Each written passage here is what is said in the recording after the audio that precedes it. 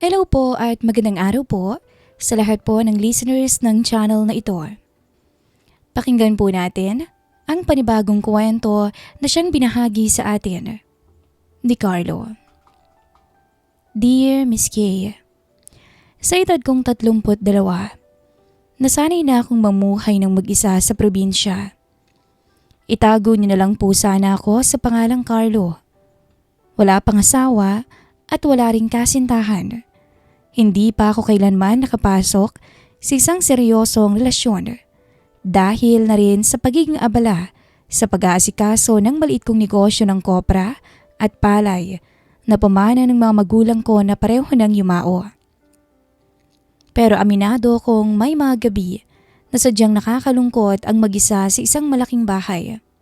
Ang kwentong ibabahagi ko po ngayong araw ay ang tungkol sa naging ugnayan namin ng kumari kong si Iza. Si Ray Miss Kay ang siyang tanging matalik kong kaibigan sa buhay. Mula elementary hanggang high school, parang kambal na kami noon. Pero naghiwalay ang landas namin nung magkolehiyo siya sa Maynila at doon na rin nakahanap ng trabaho bilang sales manager sa isang kumpanya ng mga sasakyan. Doon na rin siya nagkaroon ng pamilya. Halos 7 taon na rin kaming hindi nagkita ng personal. Bagamat paminsan-minsan ay nagkakatawagan kami kapag may okasyon. Kaya nung tumawag siya isang gabi ng Martes, talagang tuwang-tuwa ako sa balita niya. Pare, kumusta rin dyan sa probinsya? Masayang bati ni Ray sa kabilang linya. Heto pare, tahimik pa rin. Ikaw ang kumusta? Balita ko bising-busy ka palagi dyan sa Maynila eh. Sagot ko naman habang nakaupo sa beranda ng bahay ko. Oo nga pare, medyo nakakapagod din ang buhay dito sa lungsod. Naisip nga namin ni Iza na magbakasyon din sa'yo kung okay lang sa'yo. Makikituloy muna kami dyan ng 2 linggo. Gusto ko ring makalayo muna sa amoy ng usok dito sa Maynila. Oo naman pare, naku napakalaki nitong bahay para sa akin lang. Welcome na welcome kayo rito.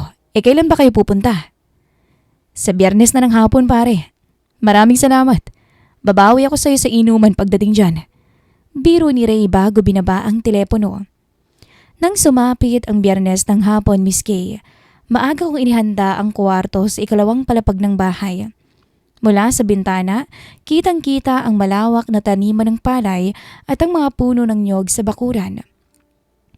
3:00 ng hapon nang marinig ko ang busina ng isang itim na kotse sa tapat ng gate. Mabilis akong bumaba para pagbuksan sila. Unang bumaba si Ray. Medyo tumaba siya kumpara noong huling pagkikita namin at halatang may mga puting buhok na rin sa gilid ng ulo niya. Pero ang malakas niyang tawa at ngiti ay hindi pa rin nagbago. Agad niya akong niyakap ng mahigpit at tinapik sa balikat. Pare, ang tagal na rin ah. Ang ganda na pala nitong bahay mo ah. Sabi ni Ray habang tumitingin sa paligid ng malaking bakuran. Oo pare, welcome ulit sa probinsya. Sagot ko habang nakangiti. Pagkatapos ay dahan-dahang bumaba mula sa kabilang pinto ng kotse ang kanyang asawa, si Iza. Nakilala ko si Iza 7 taon na rin ang nakararaan nung ikasal sila ni Ray sa Maynila. Ako ang naging secondary sponsor sa kasal nila. Pero ibang-ibang Iza na nakikita ko ngayon kumpara noong kasal nila. Nakasuot lang siya ng simpleng puting t-shirt at maong na pantalon. Nakatali ang buhok sa likod at halos walang make-up sa mukha. Pero may taglay siyang kagandahan na napakasimpleng tingnan pero mahirap namang iwasan. May edad na siyang 30 years old pero mukha pa rin siyang nasa 20s. Kumusta Carlo? Nakangiting bati ni Isa sa akin. Ang boses niya ay napakalambing at napakahinhin. Mabuti naman mare, pasok kayo. Siguradong napagod kayo sa biyahe. Sagot ko sabay abot ng kamay para makipagkamay sa kanya. Ibinigay niya naman ang kamay niya sa akin. Napakalambot ng kamay niya. Isang simplang pakikipagkamay lang at isang maikling ngiti pero nakaramdam ako ng kaunting kaba sa dibdib ko. Agad kong binitawan ang kamay niya para kunin ang mga bag nila mula sa compartment ng kotse. Pumasok na kami sa loob ng bahay. Dinala ko ang mga gamit nila sa kwarto sa taas habang si Ray at Iza naman ay umupo muna sa sala para magpahinga. Pagkababa ko mula sa ikalawang palapag, inabutan ko silang dalawa na nakaupo sa may sofa. Naghanda ako ng 2 basong malamig na juice at binigay ko o inihain ko sa mesa sa harap nila. Salamat pare. Ang presko talaga ng hangin dito sa probinsya, no? Ibang iba sa traffic at dumi sa Maynila. Sabi ni Ray habang inaabot ang baso at mabilis na ininom ang juice. Oo pare, dito talaga napakatahimik. Siguradong makakapagpahinga kayo ng husto rito. Sagot ko habang umuupo sa katapat na upuan. Habang nagkukwentuhan kami ni Ray tungkol sa panahon ng high school pa kami, tahimik lang si Isa sa tabi ng asawa niya. Paminsan-minsan ay umiinom siya ng juice at tumitingin-tingin sa mga lumang larawan na nakasabit sa dingding ng sala ko. Napansin ko na tuwing magkukwento si Ray tungkol sa trabaho niya o sa mga ginagawa niya sa Maynila, parang hindi masyadong nakikinig si Iza. Nakatingin lang siya sa labas ng bintana o kaya ay nakatitig sa mesa. Parang may malalim na iniisip. Mare, baka gusto mo munang magpahinga sa itaas. Baka sumakit ang likod mo sa mahabang biyahe niyo. Wika ko sa kanya nang mapansin kong parang tahimik siya masyado. Tumingin sa akin si Iza. Ang mga mata niya ay napakalinis tingnan. Pero may kaunting lungkot na hindi ko maipaliwanag kung bakit naroon. Medyo napagod nga ako sa biyahe, Carlo. Salamat. Sagot niya habang dahan-dahang tumatayo mula sa upuan. Dadalhin ko na lang yung ibang mga gamit ninyo mamaya. Dagdag ko pa. Ako na lang din ang magdadala mga bag natin sa taas, ma. Presinta ni Ray habang tumatayo rin at hinawakan ng balikat ng asawa niya. Pero napansin kong mabilis na umabante si Iza ng bahagya. Dahilan para makalas ang pagkakahawak ng kamay ni Ray sa balikat niya. Sige. Mauna na ako sa taas. Mainang sabi ni Isa bago dahan-dahang umakyat sa hagdanan. Naiwan kami ni Ray sa may sala. Tumingin sa akin si Ray at bumuntong hininga ng kaunti habang napakamot sa kanyang batok. Medyo masama lang ang pakiramdam niyan. Marahil dahil sa biyahe pare. Hayaan mo na lang muna. Pabulong na sabi sa akin ni Ray. Walang problema pare. Normal lang yan kapag galing sa mahabang biyahe. Magpahinga na rin kayo para makakain tayo ng maayos mamayang gabi. Tugon ko. Umakyat na rin si Ray sa taas para samahan ang asawa niya. Naiwan ako mag-isa sa ibaba. Iniligpit ko ang baso at dinala sa kusina. Habang naguhugas ako, hindi ko mapigilang mapaisip o maisip ang naging kilos ni Iza. Bakit parang may lamat sa pagitan nilang mag-asawa? Inilig ko o iniling ko ang ulo ko at tinuon ang pansin sa ginagawa ko. Binata ako at mag-isa sa buhay pero alam kong kumpare ko si Ray at asawa niya si Iza. Ayoko mag-isip ng anumang masama habang bisita ko sila sa sarili kong bahay. Naging tahimik ang buong bahay nung hapon na yon. Nagpalipas ako ng oras sa bakuran para magdilig ng mga halaman at mag-ayos na rin ng iba pang mga gamit. Gusto kong alisin sa isip ko ang anumang kakaibang napansin ko kina Ray at Iza nung pagdating nila. 6:00 na ng gabi nang pumasok ulit ako sa loob ng bahay para maghanda naman ng hapunan. Nagluto ako ng simpleng tinolang manok, mga manok na alaga ko mismo sa bakuran at mga sariwang dahon ng sili na pinitas ko pa sa gilid ng bahay ko. Habang kumukulang sabaw sa kalan, narinig kong may dahan-dahang bumababa sa hagdanan. Akala ko si Ray, pero si Iza pala. Nakapambahay na siyang maluwag na t-shirt at maong short. Nakalugay ang buhok niya na halatang kakatapos lang maligo. May dala siyang baso habang dahan-dahang lumalapit sa kusina. Gising na ba si Ray, Mare? Tanong ko habang naghahalo. Tulog pa rin, Carlo. Sobrang napagod yata sa pagmamaneho. Hindi ko na muna ginising.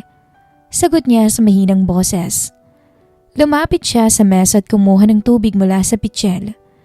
Napansin kong medyo namumula ang mga mata niya na parang galing siya sa pag-iyak o kaya naman ay hindi nakatulog ng maayos sa kwarto. Mabuti pa nga para makapagpahinga muna siya. Tumango lang si Iza at dahan-dahang umupo sa isa sa mga upuan sa pagkainan. Pinagmasdan niya ako habang nagpupunas ako ng mga kamay gamit ang malinis na basahan. Pasensya ka na sa amin nga, Carlo. Naabala ka pa namin dito sa bahay mo. Seryoso niyang sabi habang nakatitig sa baso ng tubig na hawak niya. Ano ka ba, Mare? walang abala rito. Sanay akong mag-isa rito sa malaking bahay kaya napakasaya ko na may tao at may nakakasama naman ako rito kahit papano ngayon. Sagot ko habang umuupo sa katapat niyang upuan. Natahimik kami ng ilang segundo. Ilang taon ka na nga palang mag-isa rito mula nung mawala ang mga magulang mo? Tanong niya uli. Mag-aapat na taon na rin, Mare. Nung una napakahirap kasi sanay na ako may nag-aasikaso sa akin at may nakakausap araw-araw. Pero kalaunan, nasanay na rin ako. Sanay na akong magluto mag-isa, maglinis at mag-isip ng mga bagay-bagay na walang ibang kasama. Tumingin ng diretso si Iza sa mga mata ko. May kakaibang lalim at lungkot ang tingin niyang yun na nakakapagpadama sa akin ng kaunting kaba. Hindi ka ba nakakaramdam ng kalungkutan dito, Carlo? Nalulungkot din naman, Mare. Lalo na kapag gabi at tahimik ng paligid. Pero anong magagawa ko? Wala naman akong asawa o kasintahan para may makasama rito. Simpleng sagot ko habang nakangiti ng bahagya para lighten up ang usapan namin. Bumuntong hininga si Isa at sumandal sa upuan. Tumingin siya sa malayo. Mukhang okay nga ang buhay mo eh. Minsan kasi mas masarap pang mag-isa kaysa may kasama. Yung may asawa ka nga pero pakiramdam mo nag-iisa ka pa rin sa buhay. Pabulong niyang sabi.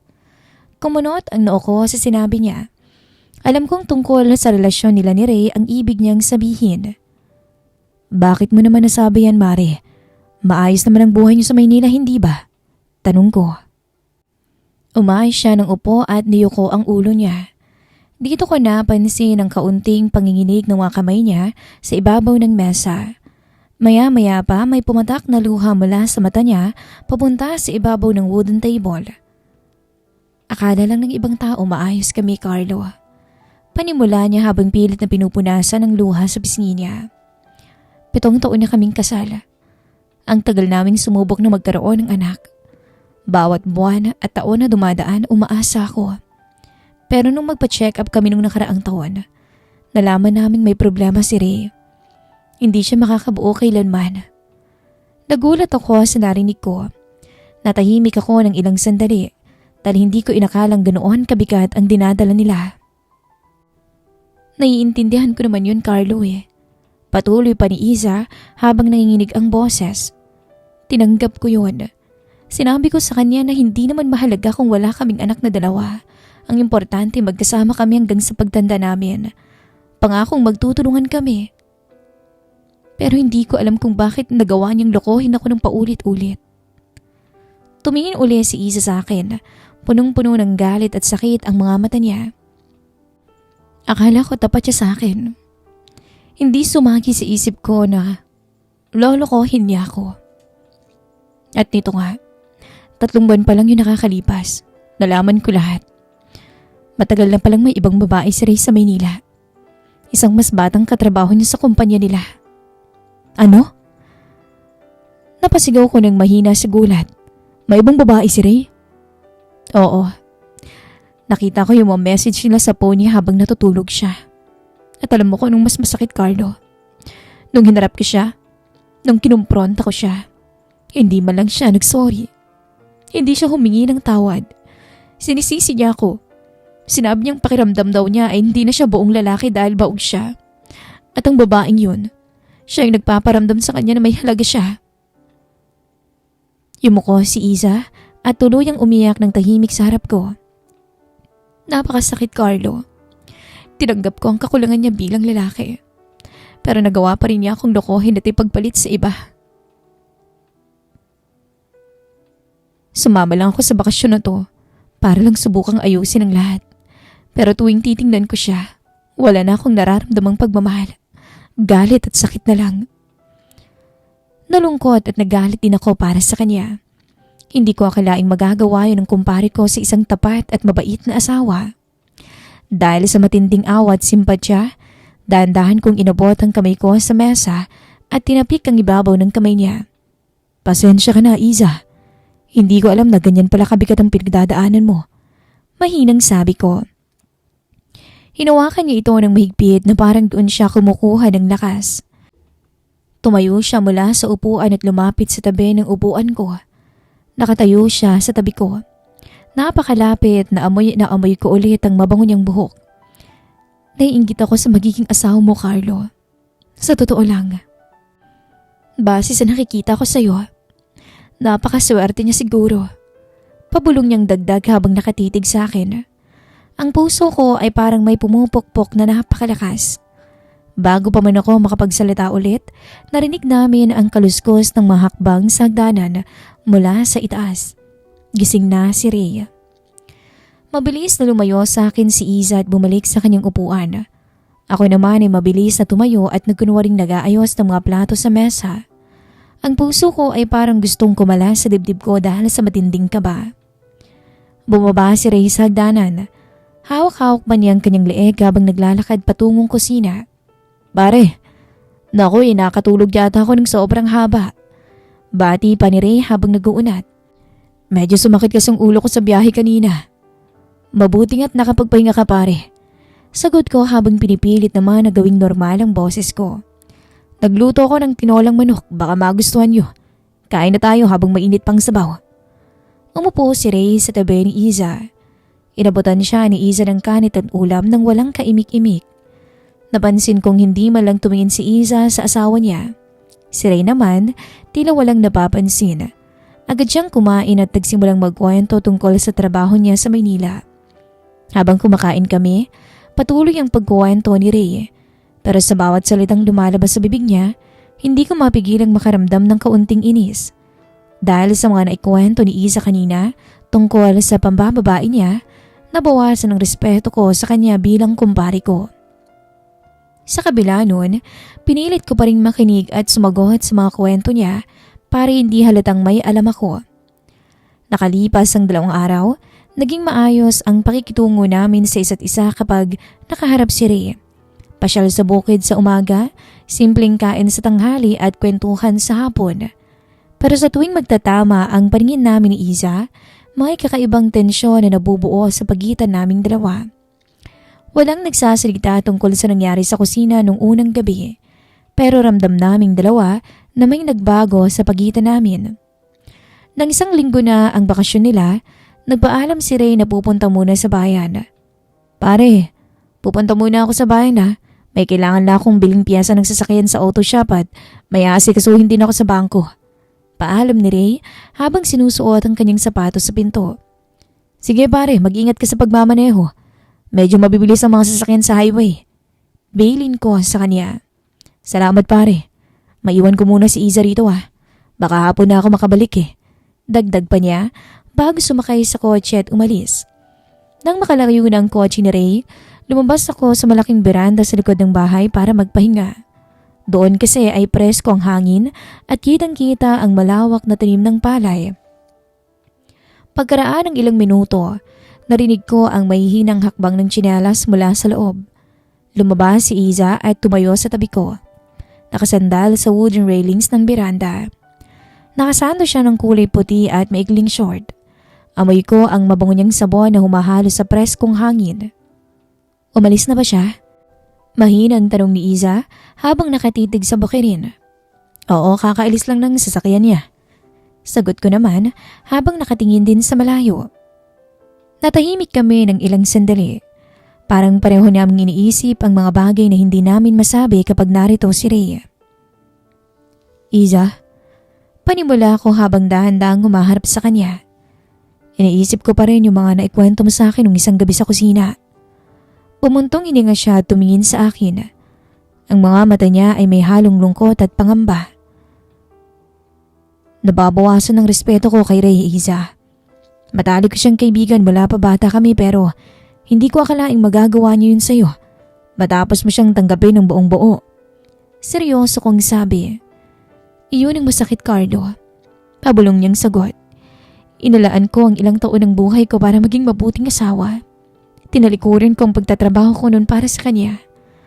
Pero nung malaman niyang may kakulangan siya, imbis na alagaan ako, naghanap siya ng iba para lang pataasin ang ego niya bilang lalaki. Lumapit siya ng kaunti sa kinaroroonan ko. Ramdam ko ang init ng katawan niya. Pero, alam mo ba kung anong mas masakit, Carlo? Nung sinabi niya sa akin na magbabakasyon kami rito sa'yo, naisip ko na baka gusto niyang bumawi, na baka gusto niyang makipag-ayos. Dahil ang sabi niya pinutol na niya ang relasyon nilang dalawa ng kabit niya. Pero nung isang araw, nakita ko sa phone niya na nagpapadala pa rin siya ng message sa babaeng yun habang nandito kami sa bahay mo. Kumuyom ang kamao ko sa narinig ko. Galit ang naramdaman ko para kay Iza. Hindi karapat-dapat ng isang babait at magandang babae na tulad niya ay tratuhin ng ganun lang. Bakit hindi ka makipag-iwalay sa kanya? Tanong ko. Hindi ganun kadali yun, Carlo. Natatakot ako sa sasabihin ng pamilya ko, sa sasabihin ng ibang tao, at higit sa lahat natatakot akong mag-isa. Sabi niya habang dahan-dahang inaabot ang kamay ko. Hindi ko alam kung paano ulit magsimula. Hindi ko alam. Nung maglapat ang kamay naming dalawa, naramdaman ko ang matinding panginginig ng mga daliri niya. Hinawakan ko ang kamay niya ng mahigpit para ipadama na narito ako para suportahan siya. Hindi ka mag-isa, Iza. Narito ako. Kusa akong nasabi ng hindi ko pinag-iisipan. Tumingin siya ng diretso sa mga mata ko. May nagniningning na luha sa mga mata niya, pero may kasama rin kakaibang init at paghahangad. Carlo, mula nung dumating ako rito sa bahay mo, naramdaman ko ulit kung paano alagaan at respetuhin ng isang lalaki. Sa tuwing nakikita kitang inaasikaso ko, sa tuwing nakikipag-usap ka sa akin ng may pagpapahalaga, napagtanto ko na ikaw ang uri ng lalaki na pangarap ko nung una pa man. Dahan-dahan siyang lumapit sa akin hanggang sa magkalapit na kami. Amoy ko ang hininga niya at ang bango ng buhok niya. Iza, pabulong kong paalala, bagaman wala na akong lakas para lumayo sa kanya. Wala si Ray, Carlo. Malayo siya at mamaya pang balik. Pabulong niyang sagot habang nilagay ang dalawa niyang kamay sa balikat ko. Gusto kong maramdaman na mahalaga ako ulit. Gusto kong maramdaman na may lalaking naghahangad pa sa akin. Nawala ng lahat ng pag-aalinlangan sa isip ko. Ang awa, ang galit kay Ray at ang matinding uhaw na matagal ko nang pinipigil bilang isang binatang nag-iisa sa buhay ay tuluyan ng kumawala sa dibdib ko. Doon sa beranda, sa likod ng bahay na natatakpan ng malalaking puno at malayo sa paningin ng kahit kanino. Naglapat ang labi naming dalawa. Wala nang pumipigil sa amin. Ang bawat halik ay puno ng matagal ng ginigit-git na emosyon. Ang sa kanya ay nagmumula sa sakit at paghihiganti, habang ang sa akin naman ay mula sa matagal ng paghahangad sa isang babaeng tanging sa pangarap ko lang nakikita. At doon, tuluyang may nangyari sa aming dalawa. Walang nag-isip sa amin kung ano ang tama o mali.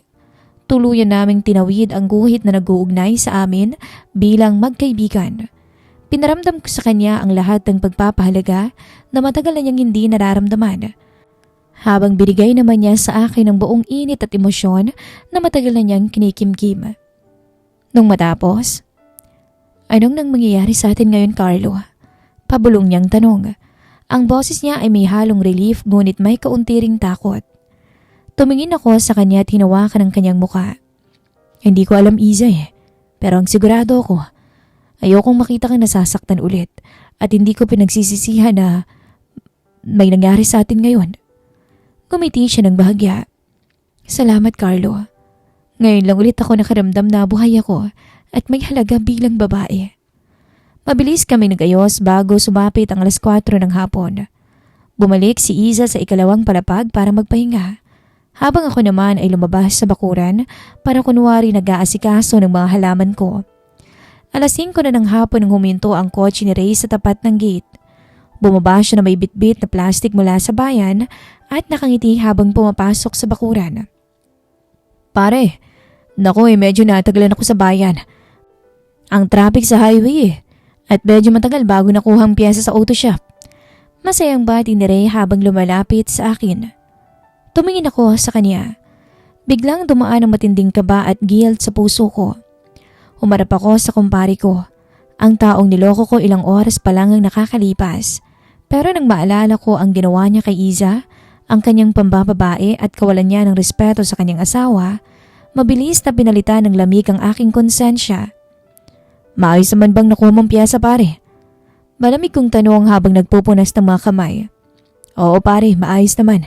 Nasaan pala si Iza? Tanong niya habang tumitingin sa loob ng bahay. Nasa taas nagpapahinga.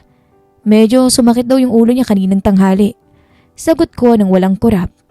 Ah, ganun ba? Sige pare, aakitin ko muna at dadala ng merienda. Sabi ni Ray bago mabilis na pumasok sa loob ng bahay. Naiwan naman ako sa labas.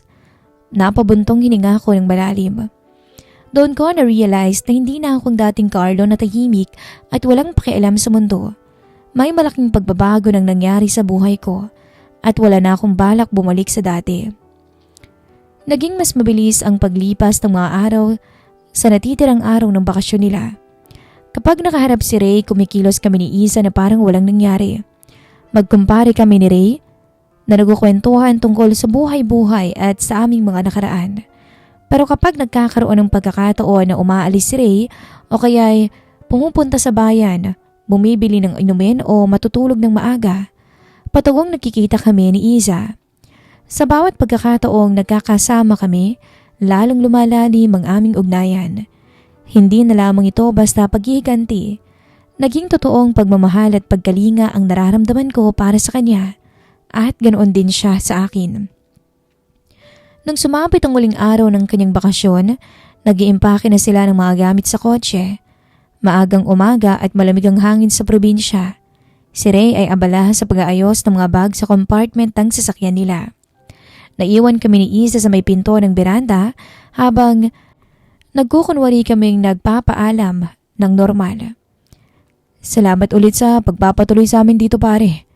Napakasarap ng bakasyon namin dito. Nakangiting sabi ni Ray nang lumapit siya sa akin para makipagkamay at yumakap ulit. Walang problema pre, welcome ko rito kahit kailan. Sagot ko naman habang nakikipagkamay sa kanya. Pagkatapos ay humarap ako kay Isa. Tumingin siya sa akin at sa ilalim ng kanyang mga mata, alam kong marami siyang gustong sabihin na hindi pwedeng marinig ni Ray. Mag-iingat kayo sa biyahe niyo pabalik ng Maynila, Mare. Formal kong sabi, sabay abot ng aking kamay. Inabot niya ang kamay ko. Sa maikling paglapat ng aming mga palad, naramdaman ko ang mabilis na pagpiga ng kanyang mga daliri sa aking kamay. Isang nakakagimbal at lihim na mensahe ng aming ugnayan. Salamat sa lahat, Carlo. Hindi ko makakalimutan ang mga araw ko rito sa probinsya ninyo. Pabulong ngunit malinaw niyang sabi habang nakatitig sa aking labi. Sumakay na sila sa kotse.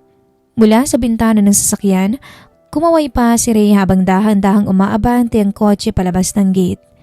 Si Isa ay nakatitig lang sa akin mula sa passenger seat hanggang sa tuluyang makalayo ang sasakyan at mawala sa kalsada. Nung mawala ang kotse sa paningin ko, tumayo ako ng matagal sa tapat ng gate. Tahimik ulit ang buong paligid.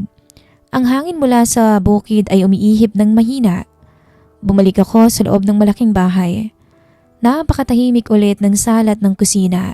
Pero sa pagkakataong to, hindi ko nararamdaman na nag-iisa ako. Kinuha ko munang phone ko sa ibabaw ng mesa. Maya-maya ay may pumasok na isang text message mula sa hindi rehistradong numero. Iyon ang numero na binigay sa akin ni Isa bago sila umalis. Mag-iingat ka palagi dyan, Carlo. Babalik ako sa'yo dyan. Mag-uusap kami ni Ray pagdating sa Maynila tungkol sa hiwalayan namin. Hihintayin mo ba ako? Napangiti ako habang nagtatype ng aking sagot.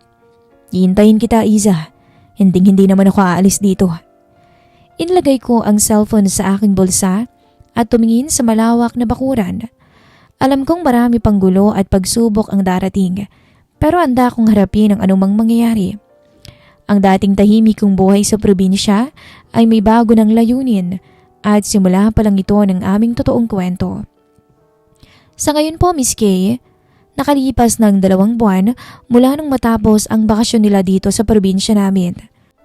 Noong makabalik sila sa Maynila, hinarap niya si Ray at inilabas daw niya ang lahat ng sakit, ang tungkol sa pambababae nito at ang katotohanang wala na silang dahilan para magsama pa. Naghiwalay naman silang dalawa ng formal at tahimik. Lumipat si Isa sa sarili niyang apartment at naghanap ulit ng trabaho para makatayo sa sarili niyang mga paa.